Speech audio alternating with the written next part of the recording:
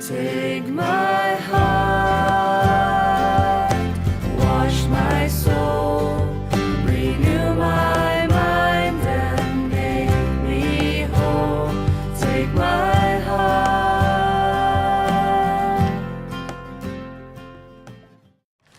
So, Joshua chapter 3, please turn there with me if you haven't done so already. We're going to look at new challenges, new opportunities, facing fear, but all the while walking with God. So let's read Joshua chapter 3. It's only 17 verses, so it shouldn't be too hard. Verse 1. Early the next morning, Joshua and all the Israelites left Acacia Grove and arrived at the banks of the Jordan River, where they camped before a crossing. 3 days later, the Israelite officers went through the camp, giving these instructions to the people. When you see the Levitical priests carrying the Ark of the Covenant, the Lord your God, move out from your positions and follow them. Since you have never traveled this way before, they will guide you. Stay about half a mile behind them, keeping a clear distance between you and the Ark. Make sure you don't come any closer. Then Joshua told the people, "Purify yourselves, for tomorrow the Lord your God, the Lord, will do great wonders among you." In the morning, Joshua said to the priests, "Lift up the Ark of the Covenant and lead the people across the river."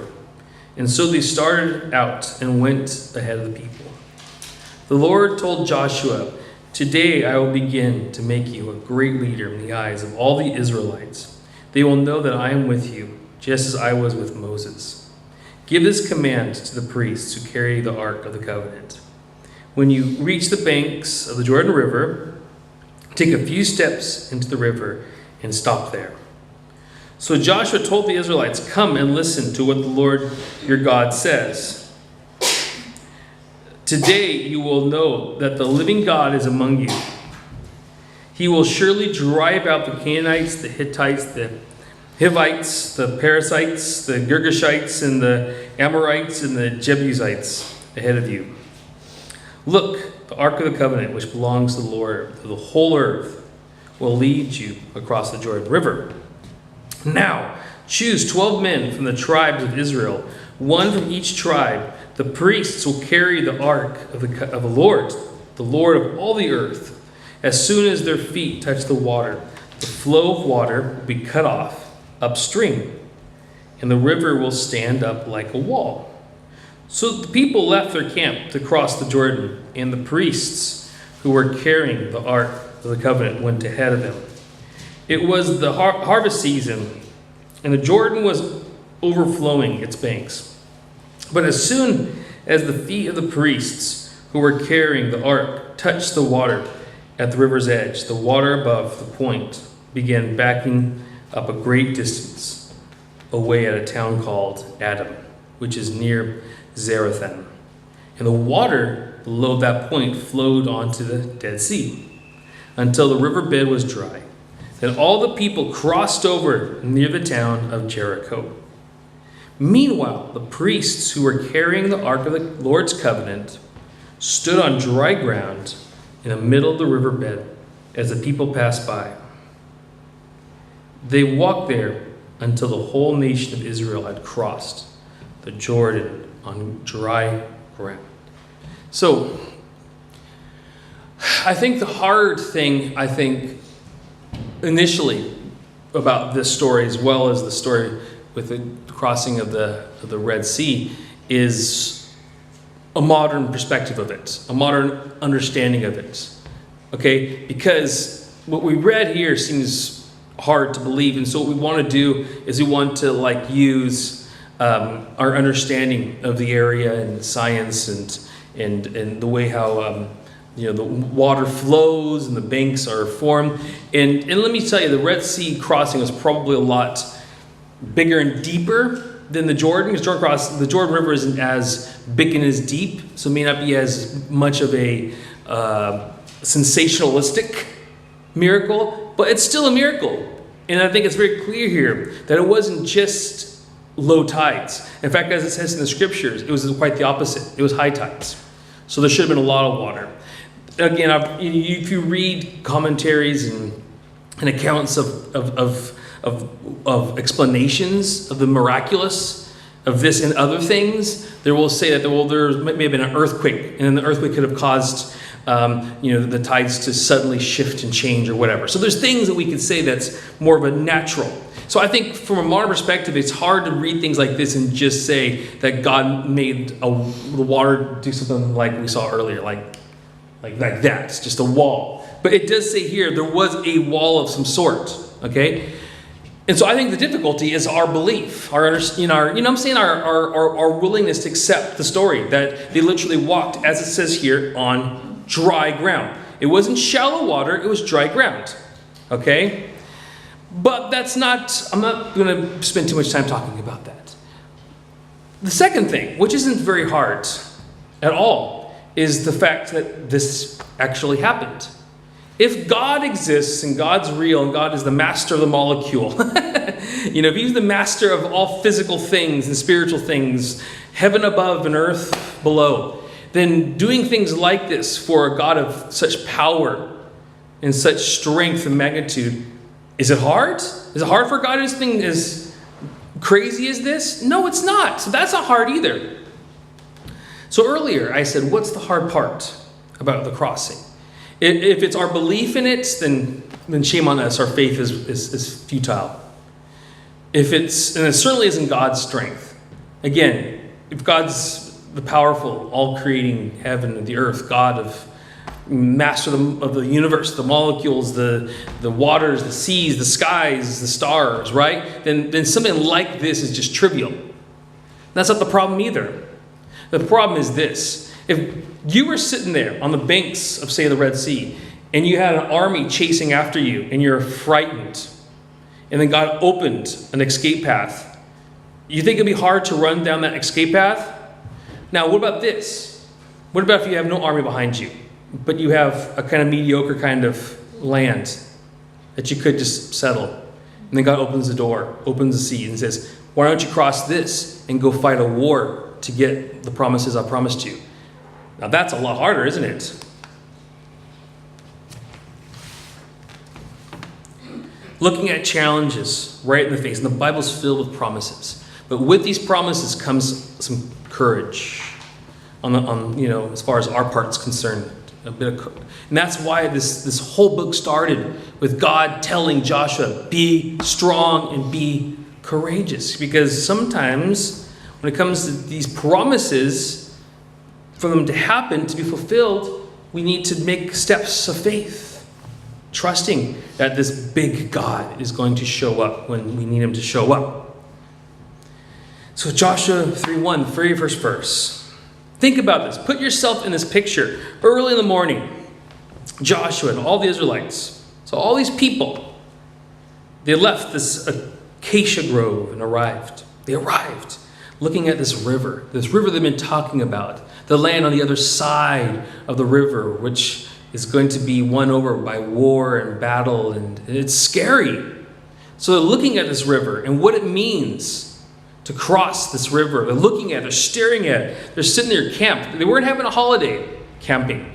They were camping and they were looking and they were thinking what's going to be for them on the other side. What's going to be there? What's going to be there for them the next day, and so on and so forth. So they're staring at this thing that's frightful. And that's what I think about when I think of the Jordan River. I think of something that's a challenging stage in a person's life, spiritually or whatever. Looking at it, being afraid of it, trying to overcome it. But remember, guys, the whole time, that Ark of the Covenant of God, the covenant, the promises, that's what that means, covenant. It's there with them. It's a powerful, it's a frightful, it's a serious thing. It's so serious that they were supposed to keep a distance from him. But he was there with them. And that's another thing we talked about in Joshua. God's with us. So there's the people sitting there looking at the river, thinking, we got to cross it. We don't want to. It's a fearful thing. But also knowing God's with them, staring at it. We got to cross this thing. So how the river opens, I'm not bothered with that. You guys, I don't think, are bothered with it. We trust that God can open a river. He opened the sea. Big deal. But what's the deal? What's the thing? Is the the real concern, the real fear is being the people. Being the people and saying, I know God can open this river, but do I know that God can deliver me when we cross the river? Well, that seems like a silly question, doesn't it? Because if God can bust open a river, certainly he can deliver us from all kinds of harm and danger. So there they are at the banks of the Jordan River, where they camped, just watching it, thinking about what's going to happen. So again, to summarize what I've said so far, crossing the Red Sea was relatively easy. Because running or escaping problems is natural. But crossing the Jordan River takes courage. The easier option, as I say, the mediocre thing to do, is to just settle where you are. I know God's got good things for me, but I think I'm just going to settle because I'm kind of cozy where I am just now. Just to sit and settle. But look at this. If they settled there, they'd be just outside of God's promises. And that's a little bit sad. Imagine living a life, full life, in your 80s, and you're looking at the end, and you think, well, I could have done more. I could have had God's promises, but I decided to settle. Something to think about. The Israelites faced that. We all face that stuff, don't we? But Joshua told them, you guys got to get ready. We're going to do this. We're going to cross this river. And when dealing with spiritual things, when dealing with fearful things, when dealing with the things that they're dealing with, got to get ready. Got to get your heart ready. Got to get your mind ready. It's normal. It's natural. It's like any kind of warfare. You got to prepare yourself. And especially for the spiritual significance behind being ready is being right with God, purifying yourself. So that's why Joshua told them, purify yourselves. For tomorrow the Lord will do what? Great wonders among you. And again, it's not just opening the riverbanks and providing a dry ground to walk on. That's just the start of it. When he's talking about great wonders, he's talking about things that's going to happen on the other side of the river as well. And we all know what it's like to have anxiety. And I'm sure these people knew what it was like to have anxiety as well. So a big part of dealing with anxiety, in my personal opinion, is purifying yourself. Getting rid of the things that trip you up, that clutter your thoughts and your minds and your heart, and gives you that feeling of guilt and fear and hesitation. Simplify, purify. Your thinking, your thoughts, morally speaking, looking at your life, making sure that you are right with God so you have no fear before God. Because he does wonderful things. He heals. He cures. He delivers. He changes. He makes wonderful changes. He does wonderful things. But the thing is, if we're in constant sin and rebellion against God, we won't be able to see those things. And we may be left with just that anxiety that cripples us and trips us up. So there they are, looking. And they're probably a bit anxious. But Joshua said, get right with God. Know that he will deliver us. Purify yourself. And here's some New Testament scriptures that are very similar to this, that I think we can apply to our lives today. Matthew 24. Jesus said in verse 36, but concerning that day and hour, no one knows. This is when Jesus returns. Another promise.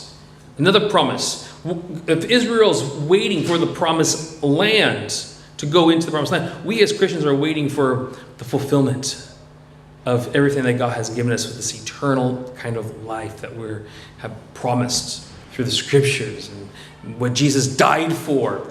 We're not living to die, we're living to live. And a big part of that promise is waiting for Jesus to restore the universe. And there's a day where he will literally, it's not just a thought, it's not just a theory, it's a reality. There will be a time where he will return to do what he's promised he's going to do. And that's our promised land, if you will. But concerning that return, the day and hour, no one knows, not even the angels of heaven, nor the Son, but the Father only.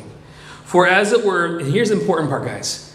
Again, I talked about how they were just playing this kind of, they could have just settled. That's how the world's going to be when Jesus returns. Look at verse 37. It's just a settled kind of life. For as it was in the days of Noah, so it will be of the Son of Man. For as in those days before the flood, they were eating and drinking and marrying and giving marriage until the day when Noah entered the ark. So again, they were just living life as usual. Moses was preparing himself for the event that God was unfolding. So many people will be like that with Jesus. They'll be settled in this world, doing and living and eating and drinking and marrying and doing normal things, but not being ready. It's like how people in Noah's day weren't ready for God to act. So it's going to be when Jesus returns, people aren't going to be ready for God to act. And it's going to take them by complete surprise. So we got to be careful not to settle too hard when we settle. That God's promises are still unfolding around us. They were unaware of the floods, and they came and swept them away. And so the coming of the Son of Man. Therefore, us guys, you also must be ready. For the Son of Man is coming at an hour you do not expect. Romans says this, a bit of an encouragement. Romans 13:11-14 says this in verse 11. Besides this, you know the time that the hour has come for you to wake up from your sleep. For salvation is nearer to us now than when we first believed. Again, this concept of Jesus' return in the fulfillment of the promises. The night is far gone and the day is at hand. So then, let us cast off the works of darkness and put on the armor of light. Let us walk properly as in the daytime, not in orgies and drunkenness, and not in sexual immorality and sensuality. It's funny how he chose those things. Those are very common. They have always been common to humanity, and they will always be common to humanity, in my opinion, until Christ returns. And then these things will be, hopefully, dealt with for good. Not in quarreling and jealousy, but put on the Lord Jesus Christ. Okay? That's our encouragement. Like with the Israelites, sitting there at the bank, looking at the water, going through. They said, purify yourself. Know that God is your God. He's a living, powerful, wonderful God. He's going to be with you. Be strong, be courageous. So with us. But what our message is very so much the same thing, except for the encouragement here, because we know Jesus Christ in this day and age. This is, when Joshua was pre-Jesus, and it was the Old Testament. But now we're living in post-New Testament. So we know Jesus. We know Jesus very well. And so he goes, put him on. Put on your God. Think about your God. Know your God. Put him on. And make no provision for your feeble ways, understandings, your settling, your fears, your anxiety, your desires, your self-service, all these things which fall under the umbrella of flesh and gratifying it. There's two themes I said that were going to happen, and I should have done this last week as well, but I kind of forgot. And the two themes is Jehovah is salvation, which is that's the name Joshua, means Jehovah, or Lord of salvation. And we see that in almost every chapter. And also is victory through faith. So I want to look at these two things. First of all, Jehovah, or the Lord of salvation. He saves. He's there. He's there. He's not silent. He's not missing from the story. He's there. It is God who saves. It is God who delivers them through the river into the promised land. Joshua 3:7. The Lord told Joshua, today as God that does the work, I will begin to make you a great leader in the eyes of Israelites. It's not Joshua that makes himself a great leader. It's not the people. It's not his mentor. It's God that makes him a great leader. It's God. Jehovah is our salvation. It's Jehovah that makes great leaders and delivers people. They will know that I am with you, just as I was with Moses. Give this commandment to the priests who carry the Ark of the Covenant. When you reach the banks of the Jordan River, take a few steps in the river and stop there. And again, he gives them, his orders. He gives them specific directions with the expectation that he's going to do them. And just a reminder, we've already looked at this in Joshua 1. God already said to him earlier, I'll always be with you. And the people confirmed it. Yes, may the Lord always be with you. And I think it's important to remember that God is with us, even when we're on those banks of Jordan, looking at these frightful things that we have to do. If it's for him or for life or for family, whatever, knowing that God is with us and he will give us victory. Well, speaking of victory, but we do need to have some faith. Joshua told the Israelites in verse 9, "Come and listen to what the Lord your God says. Today you will know," I love this part because this part talks about God in a very interesting, unique way. Today you people, Israelites, these people of God, will know that your God is a living God. He's not an idol. He's not a concept. He's not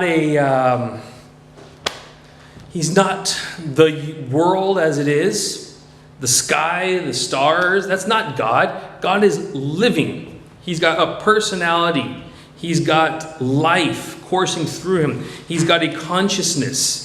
He thinks, he does, he acts, he has a will. Living, alive, green of vegetation, flowing fresh of water, lively, active of man. That's kind of how we would think of God. Lively, active, or reviving in the springtime. So living. And I think it's interesting that they use that word living. You know? He didn't just say, "You'll know that God is among you." He says, "Oh, the living God is among you." The God who's alive. He's not dead. He's not, like I said, a silly concept that we think and we convince ourselves we're going to be okay because the concept of God's with us. No, the living God, the actual God that's alive, that has a will, that's interacting or trying to interact with you and I, he's there. He will surely drive out the Canaanites, the Hittites. And I think this is important because a concept doesn't drive people out of their land. Only a living God can do that. You know what I'm saying? I believe in the concept of faith. I believe in the concept of the Christian ethos. Whatever, that's not only going to get you so far. It's just a big pep talk and a pat on the back if you think about it. But if you actually believe that what you believe in is more than just a concept or a theory, but it's an actual living God, then when it comes to the very difficult things like driving the people out of their homeland, that becomes a little bit more realistic.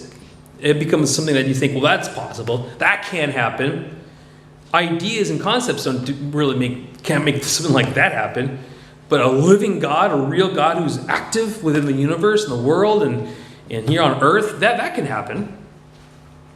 Look, the Ark of the Covenant, which belongs to the Lord of the whole earth. There's another one. The Lord of the whole earth. He's not just a Lord of the Israelites or the Lord of the Christians or the Lord of, and the smaller, the Christians get, the smaller the church gets in difficult times, the smaller God gets. That's not God.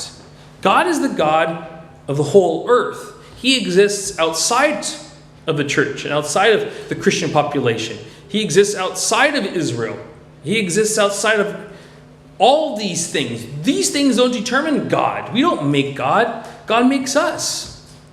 God exists no matter what. And he's the living God, and he's the God of the whole earth. He's the God of people who don't even know him. He's the God of those who reject him. He is much bigger. Much bigger. Much there. Much real. He will lead you across the Jordan River. Now choose 12 men from the tribes of Israel, one from each tribe. The priests will carry the ark of the Lord of all the earth. As soon as their feet touch the water, the flow of water will be cut off upstream, and the river will stand up like a wall. And again, the church in Thessalonica, this is very interesting. In 1 Thessalonians 1:8, it says this. Now, the word of the Lord is ringing out. I love that word. He's ringing out. Kind of like what the alarm just did. From you to people everywhere. Okay? So these people of the church love the word of God so much that actually resonated or rung out the whole world. They were talking about it. They were living it. They were loving it. To people everywhere. But how is this possible? If it's just words, this wouldn't happen. If it's just a theory, it wouldn't happen. But because, well, let's read on.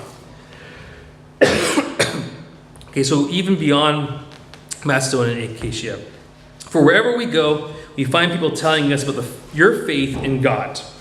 We don't need to tell them about it, for they keep talking about the wonderful welcome you gave us and how you turned away. Here's the thing, here's the testimony, here's the important part. How you turned away from idols, so material gods, to serving the living.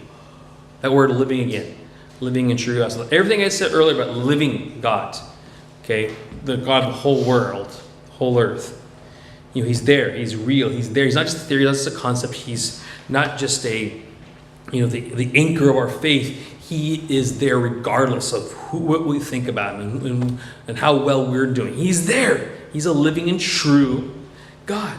And because they've encountered this God, it was so strong that they changed their lives in a very drastic way. They put away their idols and their false gods. And they turned to him, and they were so wound up and so caught up in what he is and what he's doing that the word echoed or rang out the whole world.